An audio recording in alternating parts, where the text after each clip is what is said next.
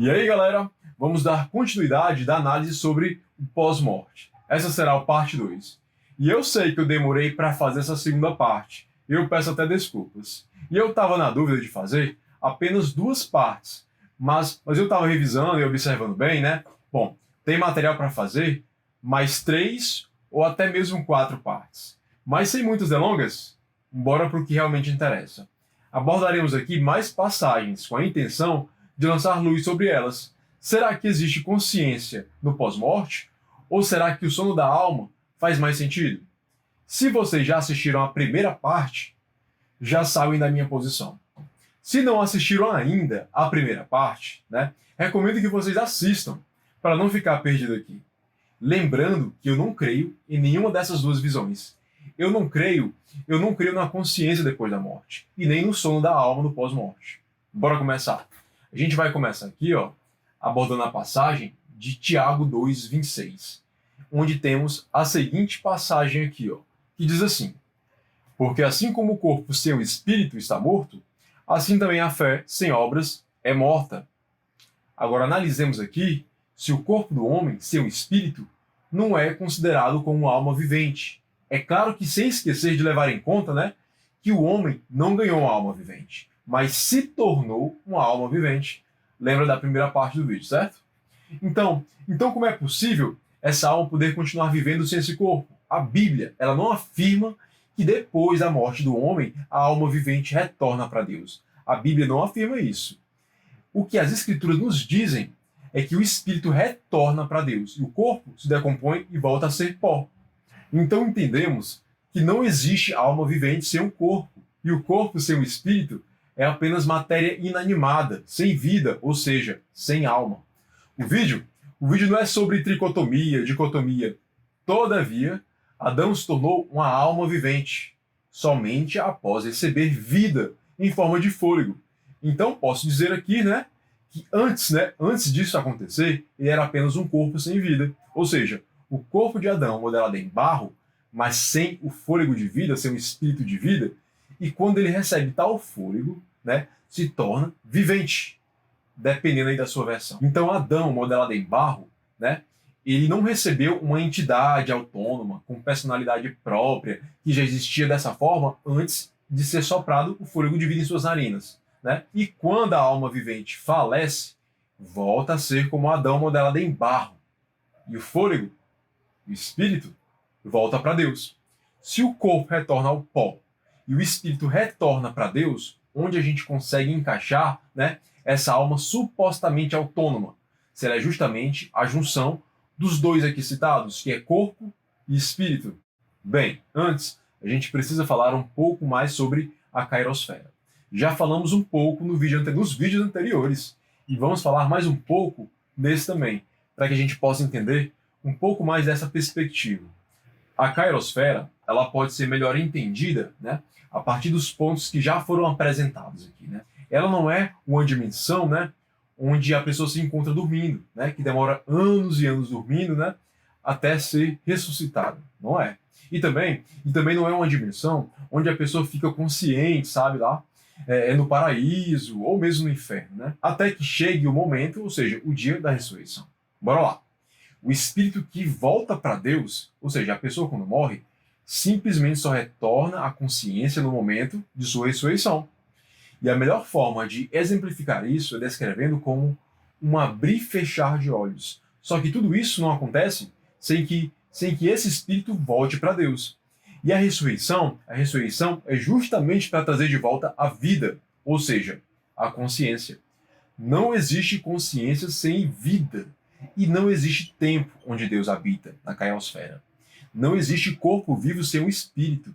E se o espírito volta para Deus e o corpo se decompõe no pó, então não existe alma vivente consciente antes da junção que vai se fazer novamente na ressurreição. Ressurreição essa que acontece somente após a segunda vinda de Cristo, que é depois do início da grande tribulação. O apóstolo Paulo, ele falou muito sobre essa questão, sobre esse tema. O apóstolo Paulo, ele era crânio para falar sobre isso. Prestem bem atenção na passagem que se encontra em Filipenses 1:23, que diz assim, mas de ambos os lados estou em aperto, tendo desejo de partir e estar com Cristo, porque isto é ainda muito melhor.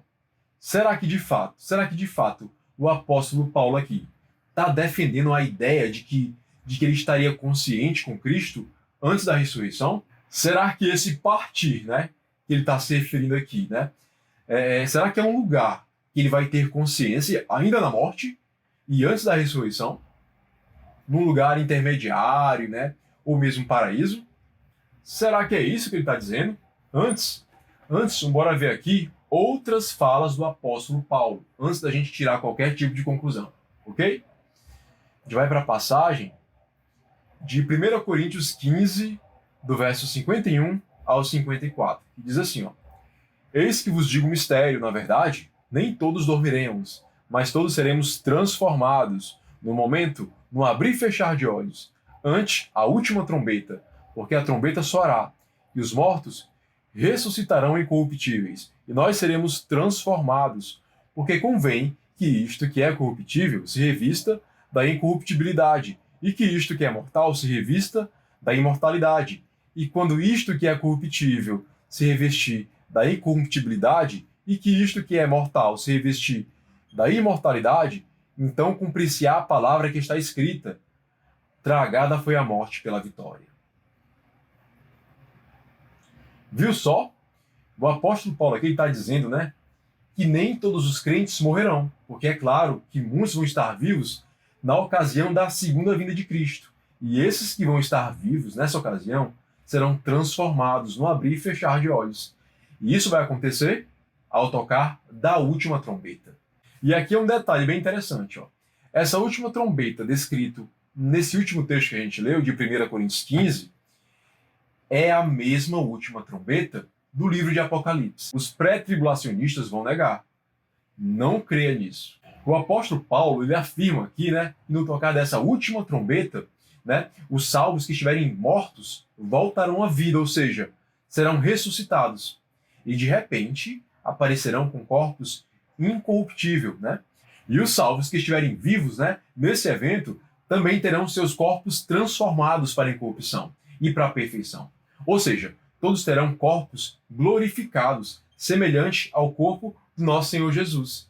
E o apóstolo Paulo aqui, né, deixa bem claro que é justamente nessa ressurreição dos salvos e transformação dos vivos que a gente ganha a imortalidade, pois é justamente nessa ocasião que a morte deixa de existir, pois tragada foi a morte pela vitória. E a conclusão que a gente chega aqui é que a gente não pode morrer e continuar consciente antes da imortalidade, porque a consciência é uma dádiva dos vivos, né?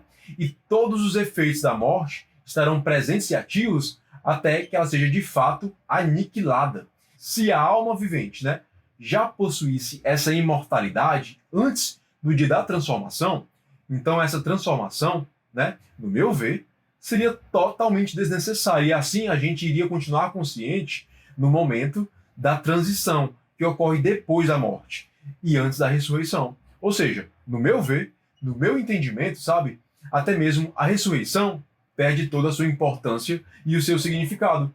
Porque, bora lá, imagina todos aqueles que já morreram em Cristo, certo? Se de fato existe uma consciência depois da morte, eles já estão curtindo e desfrutando, né, em união lá no paraíso, não é verdade? Ou seja, afirmar isso é dizer que existe vida no instante da morte.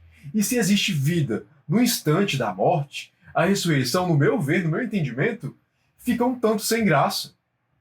Pois a ressurreição é justamente aquilo que vai trazer de volta a vida, consciência, pessoal. E acredito que Deus e o seu Filho estejam guardando esse maravilhoso momento de reencontro de todos os irmãos, de parentes, de amigos, para aquele grande dia. Então, pessoal, o apóstolo aqui em Filipenses 1, 23, não poderia estar afirmando que ao morrer, aguardaria a ressurreição em plena consciência na presença de Cristo. Porque se ele estivesse dizendo isso, ele estaria contradizendo a si mesmo. Pera lá.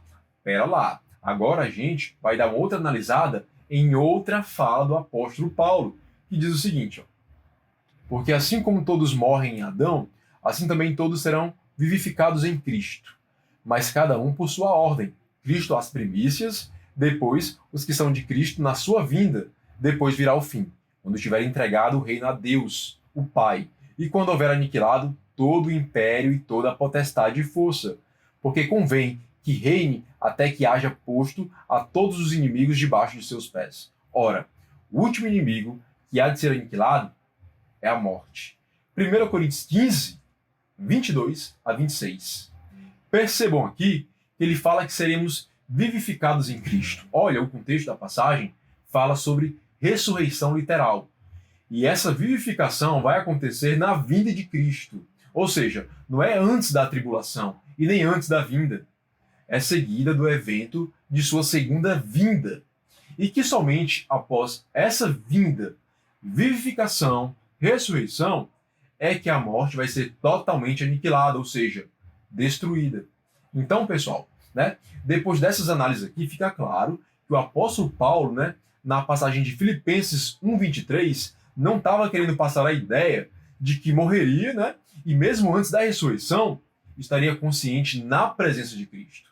Mas sim que o certo é que ele morreria e estaria com Cristo no tempo e na ocasião correta. Todavia, porém, é bom lembrar que a melhor ilustração para esse tempo de transição é um abrir e fechar de olhos, que demore o tempo que for. Então, levando tudo isso em conta, não seria errado dizer partir e estar com Cristo, mas dizer que estaria com Cristo consciente, antes da ressurreição, ou dizer que aguardaria isso dormindo, seria contra a lógica bíblica contextual, porque o tanto dormindo quanto o abrir e fechar os olhos devem ser entendidos apenas como uma ilustração, ok? Esse era o vídeo, pessoal. Eu espero que tenha ficado claro. E ainda assim, se você prefere defender a consciência da alma no pós-morte, ou mesmo o sono dela no pós-morte, não tem problema, não tem problema. Você pode crer no que você quiser, porque esse tipo de visão, essa linha de entendimento, essas linhas de interpretação, não tem peso soteriológico. Eu creio que não existe peso soteriológico nisso.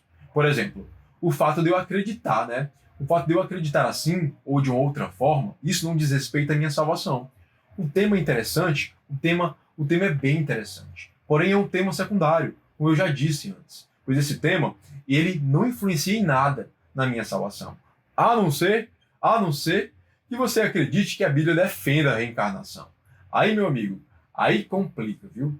As Escrituras, em nenhum momento, defendem reencarnação. O que muitos fazem é pegar passagens, versículos isolados, fora de seu devido contexto, e criar essas doutrinas que não fazem sentido nenhum com a Bíblia. Não creia nisso, não creia nisso. Mas se quiser crer, é por conta de vocês. Bom, pessoal, esse era o vídeo, Eu espero que vocês tenham gostado, E se gostou, curte aí, aproveita e me dá uma moral, se inscreve no canal. E a terceira parte do vídeo, a gente vai trazer uma análise sobre o Monte da Transfiguração. É sim, Moisés e Elias, que aparece diante de Jesus na sua transfiguração. Será que são espíritos ali, dos dois, que conversam com Jesus? Será que eles estão conscientes no paraíso, mesmo estando mortos? E Jesus, naquele momento, está conversando com gente morta? É isso? Mas Deus não proíbe, entrar em contato com aqueles que já morreram? Ou será que eles estão vivos? Moisés e Elias vivos? Mas como é que eles estão vivos se a ressurreição só vai acontecer no trocar da última trombeta, que é na manifestação da vinda de Jesus? Aguardem a terceira parte. Bom, comenta aí se gostou, se não concordou, também comenta aí pra gente saber, pra gente trocar umas ideias, beleza? E é isso aí, pessoal. Valeu!